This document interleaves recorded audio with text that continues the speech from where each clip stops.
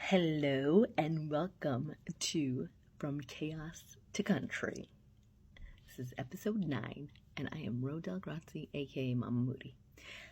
I probably don't need all that intro now, but okay, whatever. And I probably don't need to say welcome to, whatever. Anyway, ADD brain. So what we're going to discuss this week. What are we talking about, Ro? Well, let's talk about having some faith and trust when buying a house. I don't know if a lot of you know this, but when Chris and I bought our house, we actually never saw it in person. Okay, so a lot of you know the story. Yesterday actually was 1 year since I did the PowerPoint presentation, and a year later we are sitting in our house. Crazy, right? And I was thinking about time because I just want to give everybody a reminder that time can feel like forever, right? Like 2 months can fly like that, and then 2 months can seem like the longest time because I was having a talk with myself. I often talk to myself.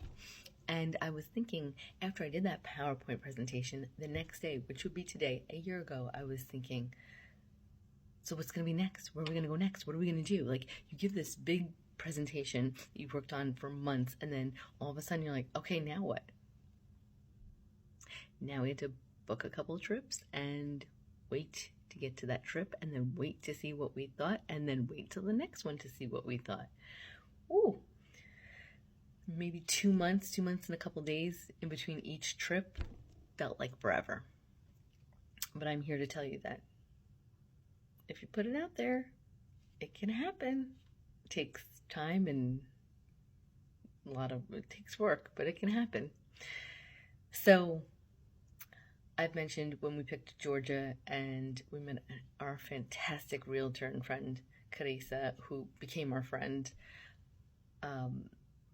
through my friend Grace, and when we came to Georgia, she was on it. We saw houses, then she sent us listings. We just went from town to town to town. Chris and I had a great time in Atlanta. Like I said, we loved it. That's why we picked it.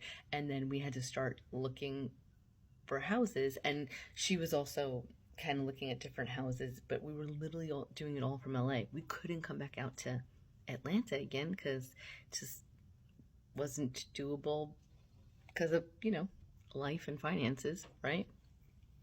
So I had to, we really trusted Carissa to find us, like to give us her honest opinion. I feel like you should go with your gut. This is where I want to point out, I had some really great people helping us out. One of them was my friend Tracy, who was our realtor in LA. She hooked us up with a woman named Sarah, who was very nice. But I just got this, I was like, that's not our person to help us find a house. She just wasn't going to get... We needed to know that the person that was looking for us was not going to just treat us like one other client. Like, she just wasn't the person. And I highly recommend, if you feel that little don't worry about hurting the person's feelings. That's fine. You could say, you know what? It's just not going to work for us. And you can move on from that. So I was looking up houses. I'm going to tell you something. I think I might have mentioned this before. I loved being on Zillow. I love looking at houses. I don't know about you guys, but for some reason, I got a little thingy. I love driving by houses, and I just want to knock on doors and be like, can I come and see your place? I don't know what it is. I want to look in people's houses. I just want to see what it looks like. And so it was really fun to be on Zillow. It was fun to go into different houses. Some, I think I prefer... Well, when you're looking at houses, here's the thing. When we were actually looking at them in person, a lot of things will, everybody's different. For me, smells. That was a big thing. If I walked in and could smell anything, whether it be a pet or a person, it's probably not going to resonate with me. That was my thing. I didn't even know it was my thing until I was looking at houses. if a house is decorated, staged, or not, that doesn't deter me as much as the smells. And setup, clutter, all those things that played a part, but the smell was the big thing. And that happened to several houses, because we saw a lot of houses. So then we had to trust that Carissa was going to find us a house, and she's totally honest with the houses she went into, and she was awesome. She really went out and looked at places for us, and she came into this place and she said, okay, very quiet neighborhood, really quiet, one of the quietest, nicest neighborhoods I've been in, and the town's building up. She showed us the things. She kind of pointed out all the, she just went around, and this, we had already put in an offer on another house, and we were waiting to see, we were going against one other offer. Now here's another thing I'm going to recommend if you're able to pull it off. And mind you, I am not a real estate expert. I am not even a house buying expert. It's just like marriage. I'm not a marriage expert. I just happen to be married 9 years this year. So I'm just going with what I know. What I know about buying is, here's what I did know. Don't know how I knew this, but I knew we weren't going to buy in the summer, because the summer, everybody's putting in bids. I was saying, let's wait till we get into the school year, right? And then we can move the kids in the middle of the school year. Now, I will say, moving them in the dead of winter when there's no life around, it's very cold, might not have been the best choice. Now that I think about it.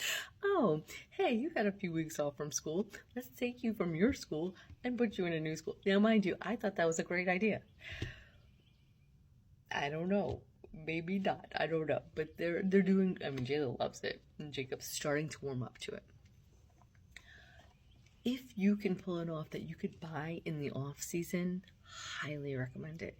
You have more time to negotiate. You have more room to negotiate. You're not up against any offers. There were no other offers on this house, and we were only against one other offer on the other house, and it just happened they took that offer because they were the first ones. If we had done it a week before, we would have gotten it, and they had dropped their price, and our house here had dropped its price, and I noticed that a lot of listings that were on our list was dropping their prices because we got into a point, interest rates were up, nobody was buying, and we were able to make it happen.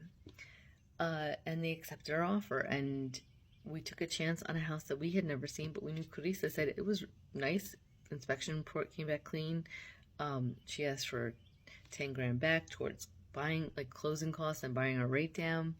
So we were able to make it happen. Now, we also, here's the plan I came up with, which when I say the plan, I knew our resources. So if you know your resources, that's the first thing, like you have to go, okay, this is what I'm working with and this is what I'm able to do.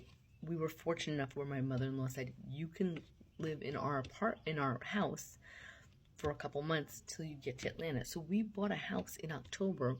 We moved out of our apartment at the end of October, moved in with my mother-in-law for 2 months, and then moved out here at the end of December. I know not everybody has that option. And there's a lot of sacrifices you have to make. She had to make a lot of sacrifices for us to move in there, and we had to literally, my commute to schools was 45 minutes as opposed to 2 minutes. Those are not big deals, and we were also all of us under one roof and trying not to impose on the way they operate, and we had to operate in a certain way. And I say all this because we're all just humans living under one roof. But those kinds of things really are worth it because it was to help with the bigger picture. So when they say, live a life unlike others so you can live like unlike others, that whole saying, that means that we had to, move in with Chris's parents. And it was lovely to be with them because it helped us create this dream. I don't know if I gave a lot of information in that, but I'm definitely going to give more information. And my husband's going to come on the podcast. How exciting. Okay, well, that's all we're going to cover today because I can go off on tangents. Thank you for joining me, and I will see you next week. Bye.